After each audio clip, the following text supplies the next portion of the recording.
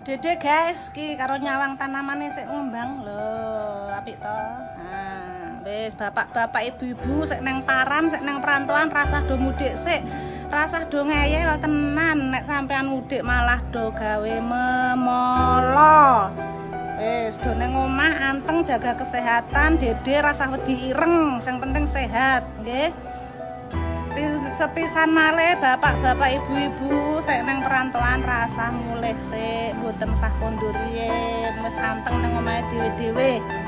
Aja nggawa memolo nang keluargane nang tangga-tanggane. Ndak ra rampung-rampung ra iso bodo. Kaco engko sampean rentuk THR malah nggih. Anteng nang omah wis Dede jaga kesehatan, dahar ndok ro kecap wis cukup. Ya, uyah digawe duduh ya wis cukup rasa aneh-aneh nggih. Matur nuwun wis Dede iki lho kembangku apik-apik lho rupaku nganti kaya munyuk.